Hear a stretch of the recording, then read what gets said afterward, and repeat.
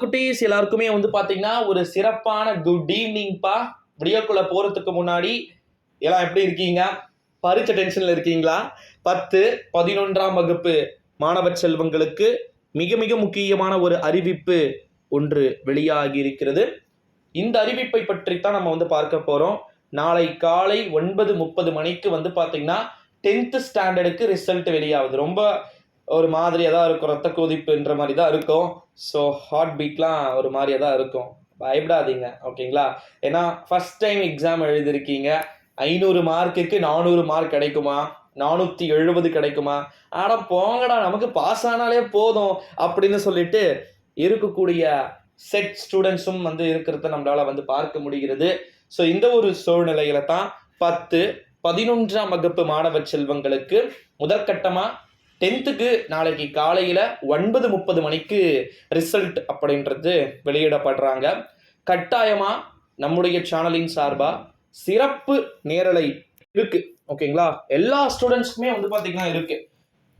மே 14, ஓகேங்களா, 11th ஸ்டாண்டர்டுக்கான special live அப்படின்றது இருக்கு. சிறப்பு நேரலை அப்படின்றது மே 14ஆம் தேதி செவ்வாய்க்கிழமை வந்து பார்த்தீங்கன்னா இருக்கு. அவங்களுக்கு செவ்வாய்க்கிழமை காலை 9:30 மணிக்கு ரிசல்ட் அப்படின்றது வெளியாகுது, ஓகேங்களா? இந்த ஒரு சூழ்நிலையில தான் 2 செட் ஸ்டூடெண்ட்ஸ்க்குமே, ஓகேங்களா, 2 செட் ஸ்டூடெண்ட்ஸ் அனைத்து விதமான இந்த ஒரு சூழ்நிலையில தான் 10ஆம் வகுப்பு மாணவர்களுக்கு நாளைக்கு காலையில, 11ஆம் வகுப்பு மாணவ செல்வங்களுக்கு வந்து பாத்தீங்கன்னா மே 14ஆம் தேதி காலையில ரிசல்ட் அப்படின்ட்டு சொல்லியிருக்காங்க, ஓகேங்களா? ஸோ அதனால வந்து நீங்க பயப்பட வேண்டிய அவசியம் அப்படின்றது வந்து கிடையாது.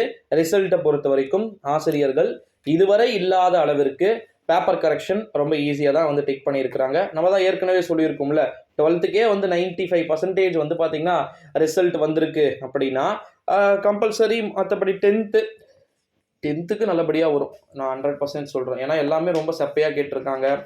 எல்லாமே A to Z எக்ஸெட்ராவாக வந்து பார்த்தீங்கன்னா கேட்டிருக்கிறத பார்க்க முடியுது. 11th வேணால் கொஞ்சம் கம்மியாகலாம் லாஸ்ட் இயரை விட. ஏன்னா கிரேஸ் மார்க் எதுவுமே வந்து கொடுக்கல. எந்த விதமான அவங்களுக்கு ஒரு எப்படி சொல்கிறது, ஒரு பாசிட்டிவான நியூஸ் எதுவுமே கிடைக்கல நமக்கு இந்த முறை.